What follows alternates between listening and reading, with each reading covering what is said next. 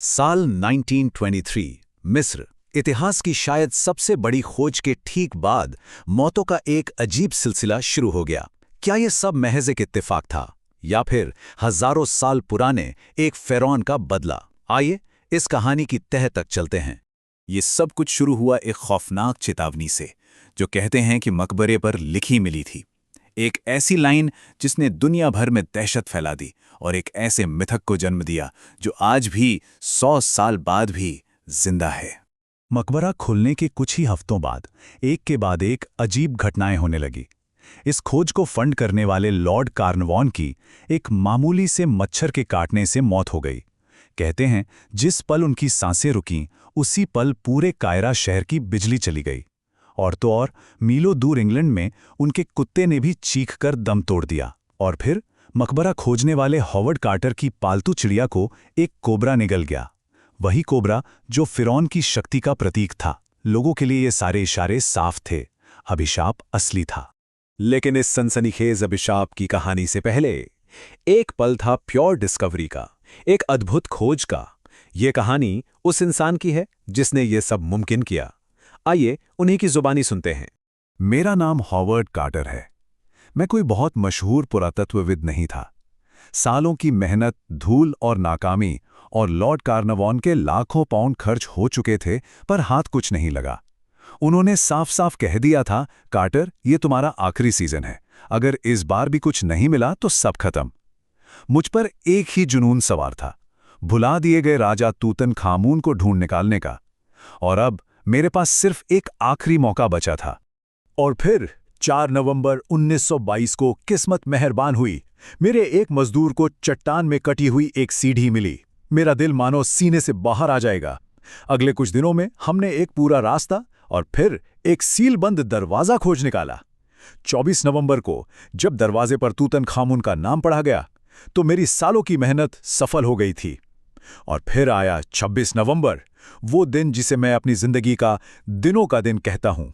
मैंने कांपते हाथों से दरवाजे में एक छोटा सा छेद किया। अंदर से गर्म हवा का एक झोंका मेरे चेहरे पर लगा, जिससे मेरे हाथ की मोमबत्ती की लौ एक पल के लिए फड़फड़ा उठी। मेरी आंखें धीरे धीरे अंधेरे में एडजस्ट हो रही थीं। मेरे पीछे खड़े लॉर्ड कॉर्नवान से अब और इंतजार नहीं हो रहा था। उन्होंने बेसब्र होकर पूछा। मैं बस इतना ही कह पाया, हाँ, अद्भुत चीजें, क्योंकि मेरी आंखों के सामने जो था वो हजारों सालों से किसी ने नहीं देखा था।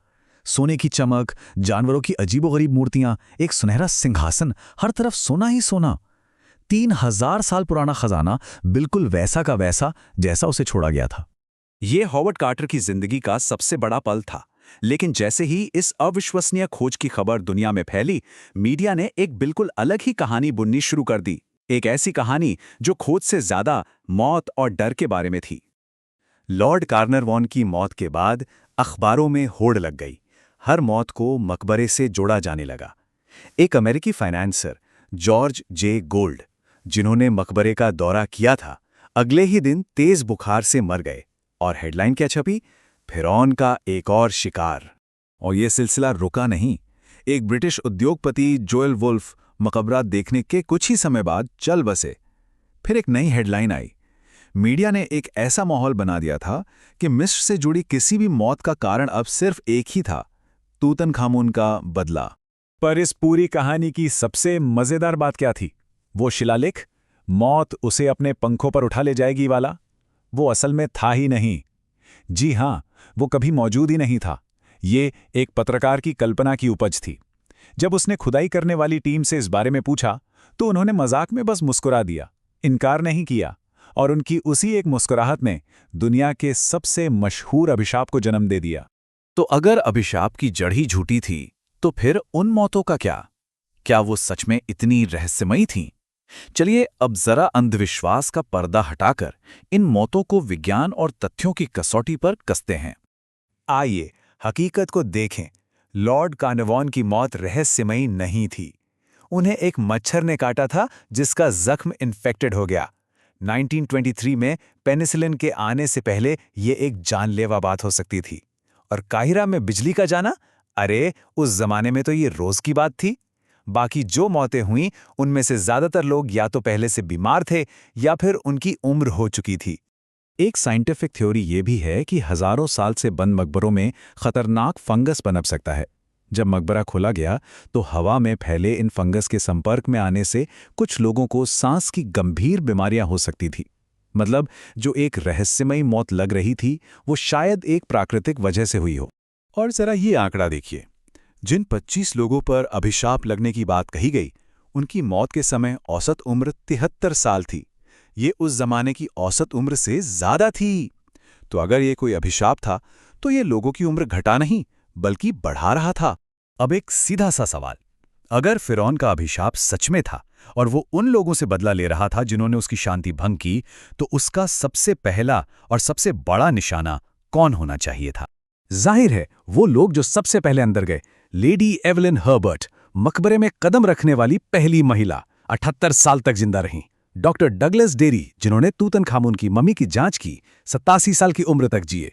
और सबसे बढ़कर हॉवर्ड कार्टर, वो इंसान जिसने खुद दरवाजा तोड़ा, वो इस खोज के 16 साल बाद तक जिंदा रहे। लोग उनसे अभिशाप के बारे में पूछते रहते थे और उनका बस एक ही जवाब होता था, मैं तो अभी भी जिंदा हूं।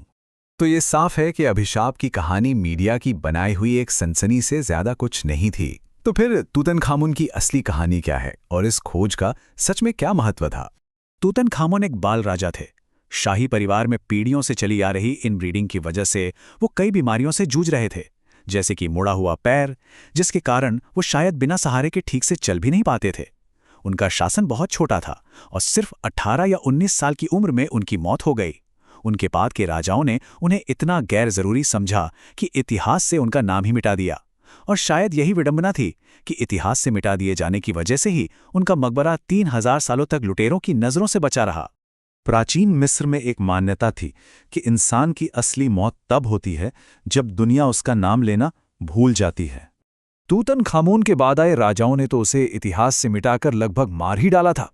लेकिन फिर 3000 साल बाद हॉवर्ड कार्टर ने उस पर जमी रेत की परतें हटाईं और उस भूले बिसरे बाल राजा को एक नई जिंदगी दे दी। इस खोज का असली जादू कोई श्राप या अभिशाप नहीं था। असली जादू था एक खोए हुए नाम को, एक भूली हुई कहानी को हमेशा के लिए अमर बना देना। आज तूतनखामुन मिस्र का ही नहीं बल्कि दुनिया का सबसे मशहूर फिरौन है। उसका नाम अब कोई कभी नहीं भूलेगा। और शायद हॉवर्ड कार्टर की वजह से अब तूतनखामुन खुद कह सकता है, मैं अभी भी जिंदा हूं।